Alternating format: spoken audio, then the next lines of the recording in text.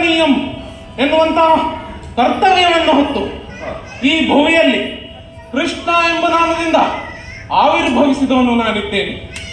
ವಸುದೇವ ದೇವಕಿಯರ ಕಂದನಾದರೂ ನಂದ ಯಶೋಧೆಯರ ಆಶ್ರಯದಲ್ಲಿ ಬೆಳೆದ ಕಾರಣಕ್ಕಾಗಿ ನನ್ನನ್ನು ನಂದ ಕಂದ ಮುಕುಂದ ಎಂಬುದಾಗಿ ಲೋಕವು ಕೊಂಡಾಡ್ತದೆ.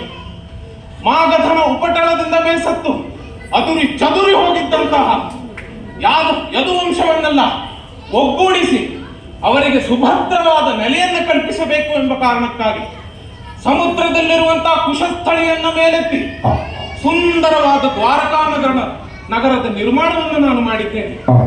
ಅದೇನೇ ಇರಲಿ ಸ್ವಾಮಿ, ಎಲ್ಲಾ ಲೋಕಗಳಿಗೂ ಅದರದ್ದೇ ಆದ ಧರ್ಮ ಅಂತ ಒಂದಿರ್ತದೆ. ಹಾಗಾದ್ರೆ ಈ ಭೂಲೋಕದ ಧರ್ಮ ಎನ್ನುವಂಥದ್ದು ಯಾವುದು? ಸೂರ್ಯೋಪಾಸನೆ ನಿತ್ಯಾನುಷ್ಠಾನ ಈ ಭೂಲೋಕದ ಧರ್ಮ.